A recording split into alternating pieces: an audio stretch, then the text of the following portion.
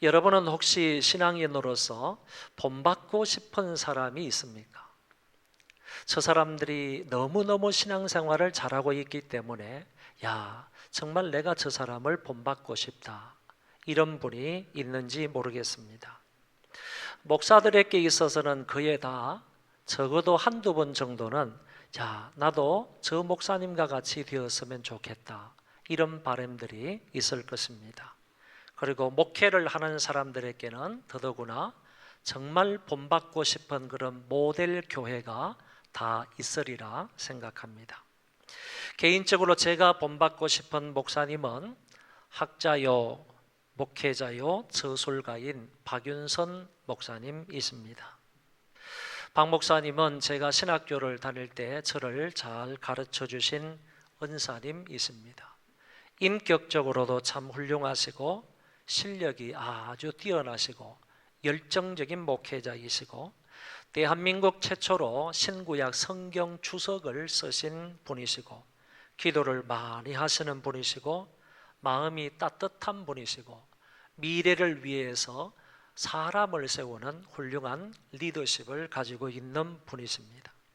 그래서 저는 그분을 닮고 싶고 평생에 걸쳐서 그분의 훌륭한 멘토를 본받고 싶습니다. 또한 제가 본받고 싶은 교회가 있는데 평택에 가면 평택대광교회라는 데가 있습니다. 이 교회는 개척한 지 33년 정도 되고 지금 예배 출석 인원이 한 2,000명 정도 됩니다. 그런데 교인들이 얼마나 교육과 훈련을 잘 받았는지 모릅니다. 이 교회에는 유급 교역자가 담임 목사님과 여전도사님 한 명뿐입니다. 그 외에 모든 일들은 달란트를 가지신 분들이 각 부서에서 자원에서 봉사하고 있습니다. 행정이든 전도든 봉사든 교육이든 신방이든 모두 자원을 해서 그 일을 하고 있는 것입니다. 각 교육부서에서도 교회 지원비가 하나도 없습니다. 차량 운행도 전부 자원봉사를 하고 식당에도 지원되는 경비가 하나도 없습니다. 식당에서 밥하고 배식하고 설거지하는 것 모두를 다 그 사람들이 자원해서 하고 있습니다. 그렇지만은 그 사람들이 하는 그 봉사가 시시하지 않다는 것입니다. 부족하거나 촌스럽지 않습니다. 깔끔하게 풍족하게 세련되게 모든 일들을 하고 있습니다. 일하고 난 이후에 사람들이 나 이런 일을 했다 금방 떠는 사람도 없습니다.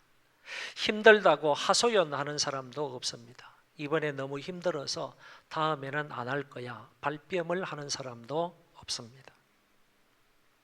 그 교회는 시간이 없다는 남성들을 위해서, 남자 성도들을 위해서 새벽 3시에 제자 훈련을 하는 교회입니다. 몇 개의 중보 기도실이 있는데 그 중보 기도실에는 24시간 성도들이 릴레이로 돌아가면서 기도하고 있습니다. 주일 낮 예배와 오후 예배와 수요일 저녁 예배에 참여하는 인원이 그렇게 차이가 나지 않습니다. 대부분 불신자들이 전도가 되어서 등록하는 교회이고 등록만 하게 되면 그때부터 새벽 예배의 출석을 체크하는 교회가 평택대광교회입니다. 구역 인도자들이 구역원들을 위해서 헌신하는 교회이고 목사님의 목회 방향에 전 교우들이 동참하는 그런 교회이고 그래서 한국 교회에서 가장 건강한 교회가 아닐까 이런 생각이 듭니다. 이 정도의 교회라면 우리가 본받고 싶은 그런 모델적인 교회가 아니겠습니까? 그런데 이 교회보다 더 훌륭한 모범적인 모델 교회가 있습니다. 바로 본문에 나오는 예루살렘 교회입니다. 저는 이 부분의 성경을 읽을 때마다 가슴에 벅차오르는 새로운 희망과 용기가 솟아오릅니다. 본문을 통해서 예루살렘 초대교회의 생활 모습을 들여다봄으로써 오늘 함께 은혜를 받고자 합니다. 이번 시간에 말씀을 잘 깨닫고 은혜를 받아서 우리 교회도 모델 교회, 은혜로운 교회, 건강한 교회가 되었으면 좋겠습니다. 그러면 예루살렘 교회는 어떤 교회였는가?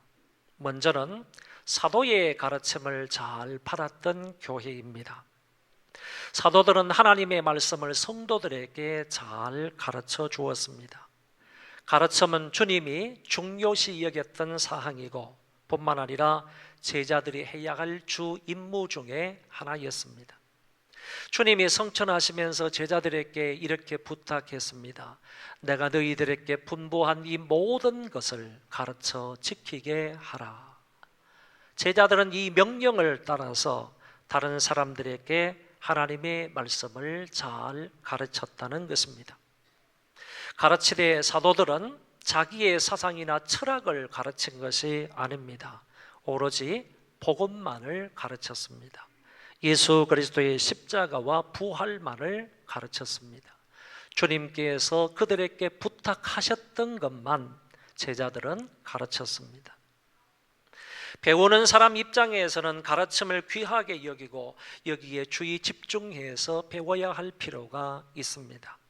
베레아 사람들처럼 이것이 그러한가 하여 날마다 하나님의 말씀을 연구해야 할 필요가 있는 것입니다. 신자들은 성경을 공부해야 가정과 개인과 교회도 평안히 든든히 서갈 수 있습니다.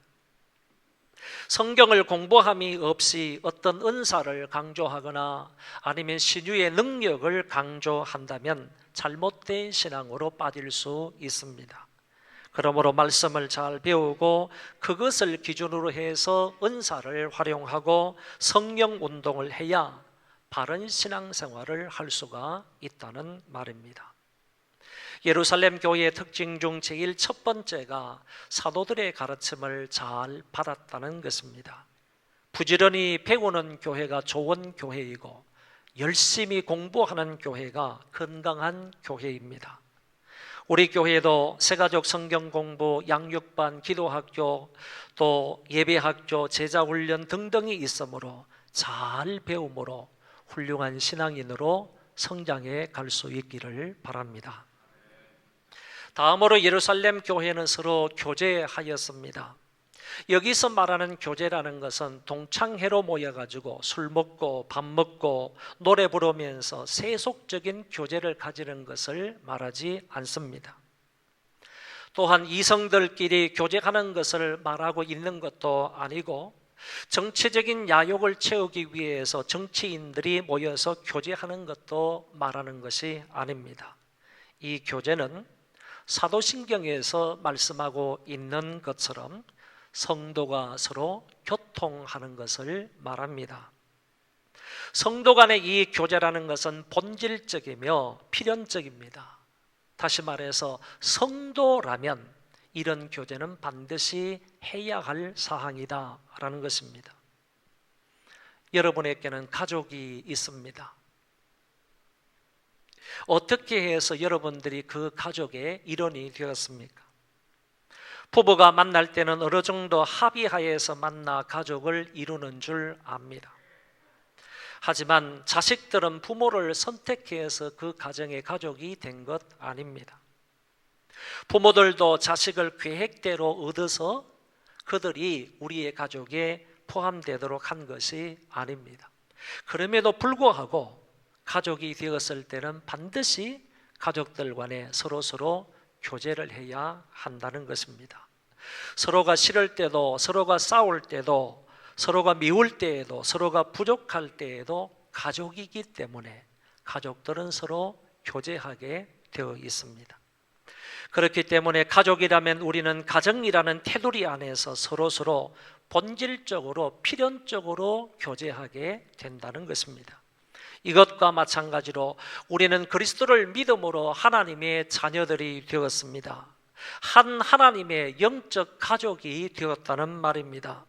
서로가 원해서 가족이 되지 않았다 할지라도 우리는 하나님의 영원한 이런 로열 패밀리가 되었습니다. 그렇다면 싫든 좋든 우리는 주 안에서 서로 교제해야 한다는 것입니다. 교제에는 정신적인 교제와 물질적인 교제가 있습니다. 성도들끼리 영적으로 서로 교제를 나누어야 하고 뿐만 아니라 물질을 나누면서까지 교제해야 한다는 말입니다. 이런 두 가지 측면에서의 교제를 마음 내키면 하고 마음이 안 내키면 안 하고 그러는 것이 아니라 싫든 좋든 우리가 주 안에 있다면, 교회의 멤버가 되었다면, 그리스도의 각 지체가 되었다면 반드시 해야 하는 일이다라는 것입니다. 교제를 할 때 주의해야 하는 것은 차별이 없어야 한다는 것입니다. 인종, 민족, 지위, 학벌, 빈부격차, 남녀노소, 심지어는 성격 차이에도 불구하고 교제해야 하는 것입니다. 영적인 가족이 되는데 이런 것들이 걸림돌이 되지 않았다면 교제하는데도 이런 것이 걸림돌이 되지 않는다는 말입니다. 어느 누구를 막론하고 우리는 차별이 없이 교제를 해야 합니다. 이것이 하나님이 기뻐하시는 참 교회의 모습인 것입니다. 이런 멋진 교제가 우리 안에도 있기를 바랍니다. 다음은 떡을 떼는 일입니다. 여기서 떡을 뗀다라는 말은 성찬을 의미하기도 하고 애찬을 의미하기도 합니다. 하지만 본문에서는 성찬을 말하는 용어입니다. 그들은 모일 때마다 주님의 죽으심을 기념하여 성찬을 행하였던 것입니다. 성찬은 은혜 받는 수단으로 말씀과 동등한 권위를 가지고 있는 예배의 두 기둥 중에 하나입니다. 성찬은 감사한 마음으로 참여해야 합니다. 내가 그리스도께서 흘리신 피와 찢기신 살로 인하여 구원받아 이 자리에 서 있는 것처럼 내 옆에 서 있는 저 사람도 동일한 은혜 가운데 이 자리에 서서 함께 감사하며 이 성찬에 참여하고 있다는 것입니다. 죽을 수밖에 없는 죄인을 위한 그리스도의 희생적 죽음에 감사하며 이 성찬을 받는 것입니다. 그렇기 때문에 정말로 그리스도로 말미암아 구원을 받아서 이 성찬에 참여하는 사람들은 눈물 없이 감격 없이 이 떡을 먹고 이 잔을 받을 수는 없습니다. 감동과 감사가 없이 성찬에 참여하는 것은 무엇인가 그 사람에게 문제가 있다고 봅니다. 아울러 성찬은 영적 교제를 나누는 것입니다. 주님의 살과 피를 상징하는 떡과 잔을 먹고 마시면서 주님과 깊은 영적 교제를 나누는 것이고 동시에 함께 참여한 성도들과 그리스도 안에서 한 형제 자매가 되었음을 감사하며 교제를 하는 것입니다. 그러니까 성찬이 있을 때마다 저와 여러분들은 이런 마음과 이런 태도로 성찬에 참여해야 하는 것입니다. 그럴 때 하나님께서 그 사람에게 새로운 믿음을 격발시켜 주시는 것입니다. 그리고 초대교회는 오로지 기도하기를 힘쓴 교회였습니다. 초대교회는 기도를 빼놓고 신앙생활을 말할 수 없는 교회입니다. 어디든지 기도하는 모습이 나타나고 있습니다. 오순절 성령 충만도 아버지의 약속하신 것을 기다리며 기도하다가 받게 되는 것입니다. 능력을 행할 때에도 하나님께 기도하여 귀신도 쫓아내고 병든 자도 일으켜 세웁니다. 환난과 핍박을 당해도 기도함으로 그것을 이겨내는 교회가 초대교회였습니다. 그런 거로 초대교회는 기도를 빼놓고 설명할 수 없는 교회이다. 여기서 힘쓰니라 라는 말은 계속하여 전념하고 있다라는 뜻입니다. 너무 멋진 의미가 담겨져 있는 말입니다. 한번 따라하겠습니다. 계속하여 전념하고 있다. 한 번 더요. 계속하여 전념하고 있다. 그런데 이 말은 기도에만 해당되는 말이 아니라 앞에 나와 있는 네 가지 사항과 다 연결되어 있는 말씀이라는 것입니다.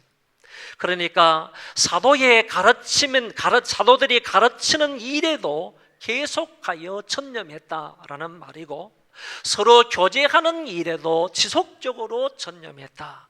성찬에 참여하는 일에도 계속적으로 전념을 했다. 아울러 기도하는 일에도 쉬지 않고 계속해서 전념했다라는 뜻을 가지고 있습니다. 그래서 초대교회는 교육과 교제와 성찬과 기도에 지속적으로 전념했던 교회였습니다. 43절에도 이 교회의 특징이 나타나고 있습니다. 사람마다 두려워하는데 사도들로 말미암아 기사와 표적이 많이 나타나니. 이 말씀은 앞뒤의 문장을 바꾸어 보면 더 이해가 쉽습니다. 다시 말해서 사도들로 말미암아 기사와 표적이 많이 나타나니 사람마다 두려워한다. 이렇게 바꾸면 더 이해하기가 쉽다는 것입니다. 교회를 통하여 놀라운 이적이 일어나고 안전병이가 일어나고 귀머거리가 듣고 벙어리가 말하고 귀신이 떠나가고 각종 병자들이 그 가운데서 벌떡벌떡 일어났습니다. 그러니까 사람들에게 영적 두려움이 오는 것입니다. 이 같은 분위기가 초대교회 안에 있었다라고 말씀하고 있습니다. 그리고 다음 구절에서는 성도들이 모든 물건을 서로 통용하고 자기의 재산을 팔아 나누어 줬다고 말씀합니다. 사람들이 전부 유무상통했다는 말씀입니다. 사유재산을 인정하지 않는다는 말이 아니라 자기의 소유에 대한 욕심이 없었다, 그런 얘기입니다. 이 초대교회 성도들은 자기 것을 자기 것이라고 말하지 않았습니다. 자기의 재물에 대한 욕심이 없었다는 얘기고, 그 재물에 대한, 재산에 대한 이기심이 없었다는 말이고, 뿐만 아니라 그들의 가치관이 완전히 바뀌어졌다, 그런 뜻을 내포하고 있는 것입니다. 모든 물건을 서로 통용했다고 했는데, 여기에서 모든 물건은 모든 것을 의미합니다. 모든 물건과 모든 것은 다른 의미입니다. 우리 한글 성경에 나타나 있는 것처럼 모든 물건이라 했을 때 이것은 분명히 물질적인 것에 한해서 말하고 있지만, 모든 것이라고 할 때에는 영적인 부분과 물질적인 부분을 함께 말하고 있는 것입니다. 그렇기 때문에 여기에서 물질적인 것뿐만 아니라 정신적인 것까지 모두를 포함해서 모든 것이라고 말했습니다. 혹시 저와 여러분들은 이 초대교회 교인들처럼 내가 10년, 20년, 30년 평생토록 교회 생활을 하고 신앙생활을 했지만은 내 재산을 팔아가지고 다른 사람의 필요를 채워줘 본 적이 있습니까?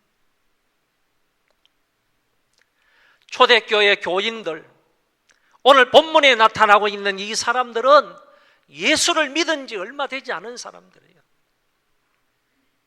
교회를 형성해서 신앙생활을 한 지가 얼마 되지 않은 사람들이라고요.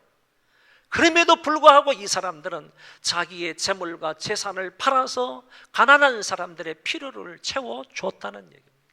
이런 일들이 한두 번 있었던 것이 아니라 우후죽순으로 많이 일어났음을 설명해 주고 있습니다. 유무상통의 이 모습을 본따서 소련의 공산주의가 강제적인 폭력에 의해서 재산을 공유하도록 했으나 결국 소련을 비롯해서 전 세계의 공산주의는 무너지고 말았습니다. 북한만 지금 남았는데, 북한은 공산주의가 아니라 공산교라서 지금까지 남아있는 것입니다. 공산교라는 하나의 종교가 되어 있지만 그것도 언젠가는 무너져서 복음이 전파되고 그곳에서도 하나님께 예배드릴 날이 오게 될 것입니다. 이 말씀의 핵심은 자기의 재산과 소유를 나라에 강제적으로 빼앗기는 것이 아니라 자기의 재물을 자발적으로 팔아서 그리스도의 사랑을 필요한 대로 나누어 주었다는 말씀입니다. 이런 극진한 이웃사랑의 현장이 교회 안에서 많이 일어났음을 말해주고 있습니다. 그리고 초대교회는 날마다 마음을 같이하여 성전에 모이기를 힘썼다고 했습니다. 성령을 받기 이전에도 그들은 이런 행동을 했고, 그리고 성령 강림 이후에도 성전에 날마다 모여서 기도하고 하나님 앞에 찬송을 했습니다. 자주 모이는 교회가 좋은 교회이고 부흥하는 교회입니다. 그것도 마음을 같이 해서 자주 모이는 것입니다. 요사이는 이단들은 자주 모이는데 교회는 자주 모이지 않는다라는 말들이 있습니다. 우리 교회는 한마음 한뜻이 되어서 자주 모임으로 열정적으로 하나님 앞에 예배를 드리고 기도하고 찬송하는 일에 힘쓰시기를 바랍니다. 어떤 사람이 이렇게 말했습니다. 교회에는 조집사님과 주집사님이 많으면 교회가 부흥이 안 된다. 조집사님이 많고 주집사님이 많은 교회는 교회가 부흥이 안 된다. 예배 시간에 조는 조집사, 그리고 기도 시간에 주무시는 주집사, 그런 사람이 많으면 절대로 그런 교회는 부흥하지 않는다. 반대로 어떤 집사님들이 많아야 부흥이 되느냐 하면은 신집사님과 정집사님이 많아야 된다. 신앙이 좋은 집사님, 신집사님, 그리고 정집사님, 정이 많은 집사님, 그런 집사님들이 교회에 많아야지 교회가 부흥이 된다. 그래서 제가 여기에다가 하나 더 덧붙였습니다. 어떤 분들이 많아야 교회가 부흥이 되느냐 하면은 교회는 마집사님들이 많아요. 그리고 이집사님들이 많아요. 마음이 이쁜 집사님들, 마집사님, 이집사님, 이런 분들이 많아야 교회가 부흥이 된다. 여러분, 그렇습니다. 정말로 교회가 부흥이 되려면요, 신앙이 좋은 사람들이 모여야 돼요. 정이 많은 사람들이 모여야 됩니다. 그리고 마음이 이쁜 사람들이 모여야 돼. 옆에 사람한테 얘기해 보세요. 얼굴은 그만하면 됐으니까 마음이 이뻐지시기를 바랍니다. 한번 해봐요. 해봐. 가만히 계시지 마시고. 얼굴은 다 그만하면 된 것 같아요. 그러니까 얼굴은 그만하면 됐으니까 이제 마음이 이쁜 사람 되시기를 바랍니다. 여러분, 그런 사람들이 많아야 교회가 은혜롭고 평안히 든든히 서갈 수 있다는 것입니다. 키르기스탄에 우리 10명의 성도들이 와가지고 한 열흘 동안 있다 갔는데 제가 그랬습니다. 이 사람들이 먹고 자는데 한 300만 원 정도 필요하니까 여러분들 좀 기도하는 마음으로 도와주시기 바랍니다. 광고를 했는데 어떤 사람이 그냥 그 자리에서 100만 원도 내시고 어떤 사람은 또 50만 원도 주시고, 일부 찬양대에서는, 2부 찬양대 잘 들어봐요. 일부 찬양대에는 몇 명이 되지도 않는데, 그리고 사람들도 어려운데 자기들끼리 조금이라도 도와야 되겠다. 그래서 십시일반해가지고 35만 원이나 헌금을 했대요. 그 소리 들어봤어요? 안 들어봤어요?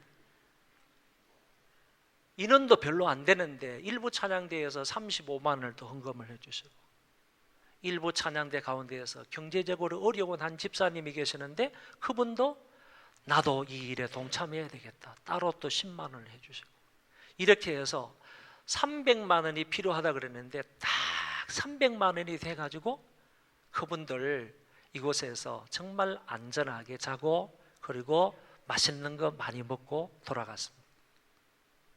여러분, 이 정도면요, 우리 교회 안에도요, 신앙이 좋은 사람, 정이 많고 마음이 이쁜 사람들 많이 있는 거 아니에요?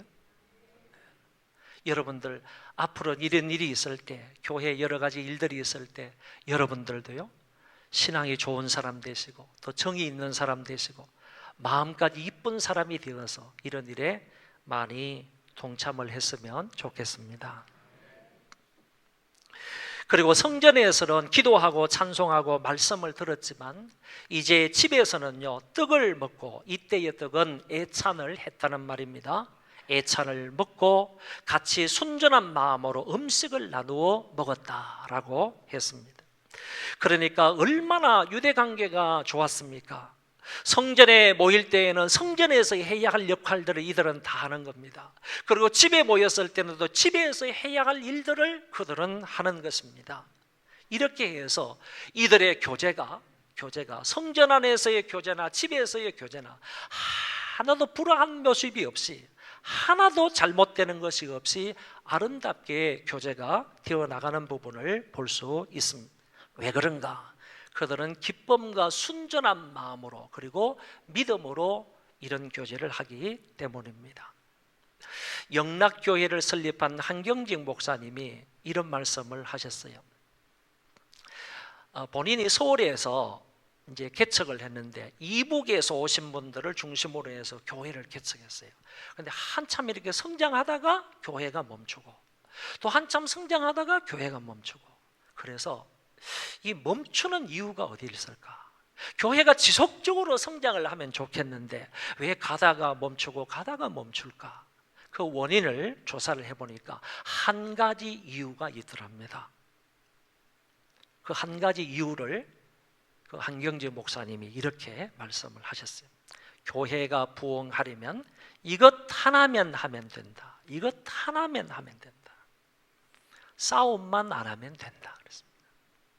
싸움만 안 하면 된다. 시기, 질투하고 싸움하고 불화가 없이 순전한 마음으로 서로 나누고 교제하면 그런 교회는 반드시 성장하도록 되어 있다. 성장이 멈추지 아니하고 성장하도록 지속적으로 발전되도록 되어 있다라는 얘기입니다. 무슨 얘기냐? 성장을 하다가 가만히 멈출 때 그때 보니까 교회가 불화하고 서로 시기하고 싸움질을 하더라는 거야. 오늘 우리 교회도 마찬가지 아니겠어요? 지속적으로 성장하는 것이 하나님의 뜻일진데 가다가 멈출 때는요, 분명히 우리들에게 무슨 문제가 있을 것이라고, 그 가운데 서로에 대해서 시기하고 질투하고 불화하고 싸우면 분명히 교회 성장은 가다가 멈추는 겁니다. 마지막 47절 전반부의 말씀은 이렇게 되어 있습니다. 하나님을 찬미하며 또 온 백성에게 칭송을 받았다. 앞에서도 말씀을 드린 것처럼 성도들이 모일 때에는 하나님을 찬미하는 것이 빠질 수가 없습니다. 성도들은 모이면 기도하게 되어 있고 성도들은 모이면 하나님 앞에 찬송하게 되어 있습니다. 성도들이 가정에서나 야외에서나 예배당에 모일 때에 기도와 찬송이 빠질 수가 없습니다. 모일 때 하나님을 찬미하는 것은 오히려 백성들로부터 칭송을 받는 것보다 더 쉬울 수가 있습니다. 온 백성들, 특히 가까이 있는 이웃 주민들로부터 칭찬을 받는 것은 그리 쉬운 문제가 아닙니다. 그럼에도 불구하고 초대교회 성도들은 이웃들로부터 좋은 칭송을 받았다는 것입니다.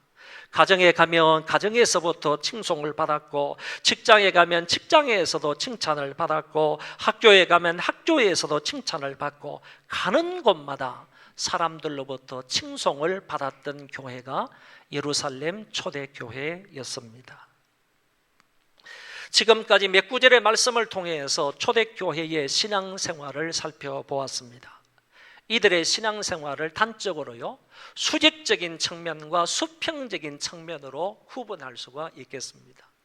수직적인 측면에서는요, 하나님 앞에 기도하는 것, 그리고 하나님께 찬송을 드리는 것, 하나님의 말씀을 배우는 것, 그리고 성찬에 참여하는 그런 요소라고 볼 수가 있고, 수평적인 면에서는 서로 교제하고 음식을 나누고 애찬을 하면서 가난한 사람들을 구제하고 그것으로 인하여 이웃들로부터 칭찬을 받는 요소라고 말할 수 있습니다. 저들은요, 초대교회는, 이 예루살렘 교회는 수직적인 측면에서도 너무너무 신앙생활을 잘했다는 말이고, 아울러서 수평적인 측면에서도 너무너무 아름답게 신앙생활을 잘했다는 말입니다. 한쪽으로 치우치지 않았습니다. 한쪽으로 기울지를 않았습니다. 수직적인 면을 강화하고 수평적인 면을 하찮게 생각하지 않았다는 거예요. 수평적인 문제를 강화하고 수직적인 문제를 하찮게 여기지 않았다는 얘기입니다. 이 두 측면에 다 초대교회 성도들은 너무너무 멋지게 신앙생활을 했던 사람들입니다. 이것이야말로 이상적인 모범교회라고 할 수 있지 않겠느냐. 우리가 본받아야 할 가장 모범적인 교회가 예루살렘 교회이겠다라고 말씀을 드리는 것입니다. 이런 교회가 되었을 때 어떤 결과가 그 교회에 주어졌습니까? 마지막 부분의 말씀입니다. 주께서 구원받는 사람을 날마다 더하게 하시니라. 아멘. 여러분, 여기 참 좋은 말씀이 있습니다. 구원받는 사람을 날마다 더하셨다. 원문 성경에 찾아보니까 이런 뜻으로 되어 있습니다. 주께서 시간 제약 없이 구원받는 사람을 더하여 주셨다. 여러분, 우리 교회는 그래도 매주마다 등록하는 사람이 있습니다. 참 감사한 일입니다. 그리고 어떤 때는 수요일에도 등록하는 사람이 있습니다. 그러나 날마다 등록하는 교인이 있는 것은 아닙니다. 그런데 초대교회는요, 날마다 새신자가 늘었다는 거야. 날마다 구원받는 사람들이 더하여 졌다는 거예요. 오늘 우리 교회가 날마다 구원받는 자가 더하여 지려면 새벽 예배 때라도 등록하는 사람이 있어야 되는 거예요. 매 새벽 예배 때마다 등록하는 사람이 있어야지 날마다 구원받는 사람이 더하여졌다고 말할 수 있을 것입니다. 그런데 우리 교회는 아직 그렇게 되지 않지만은 초대교회 예루살렘 교회는요, 주께서 구원받은 사람을 날마다 더하여 주셨다고 하셨습니다. 얼마나 좋은 말씀이에요. 여러분, 구원받는 사람이 생겨나는데 시간 제약이 없이 구원받는 사람이 늘어났다는 거야. 이런 은혜가, 이런 역사가 우리 교회 안에도 있을 수 있기를 바랍니다. 시간 제약 없이 구원받는 사람들이 더하여지는 이런 역사가 예루살렘 교회 안에 일어났습니다. 여기서 주의해야 할 것은요, 교회의 성장은 인간에 의해서가 아니라는 겁니다. 주께서 하셨습니다. 주께서 더하여 주셨습니다. 주께서 이 일을 하셨다는 겁니다. 믿는 자의 수가 더하여지는 것은요, 사람의 수고나 사람의 노력에 의해서 되는 게 절대로 아니라는 겁니다. 주님께서 더하여 주실 때 가능한 일인 것입니다. 그것을 오늘 성경 본문 마지막에서 주께서 구원받는 사람을 날마다 더하여 주시니라 라고 말씀하셨습니다. 초대교회는 사도들을 통하여 말씀 교육과 기도 생활이 열정적으로 이루어졌습니다. 뿐만 아니라 교회 내에서 자기의 재산을 팔아서 이웃들에게 나누어 주는 그리스도의 사랑이 많은 사람들에게 전달이 되었습니다. 이런 일들이 바로 교회 부흥의 원동력이라는 것입니다. 우리도 이런 교회를 본받아서 멋진 교회, 건강한 교회, 모범된 교회가 될 수 있기를 바랍니다. 그리하여 주께서 시간 제약 없이 구원받는 사람을 날마다 더하여 주시는 역사가 우리 교회 안에도 있기를 바랍니다. 그래서 초대교회처럼 전 세계에 거룩한 영향력을 끼치는 우리 소망교회가 될 수 있기를 바랍니다.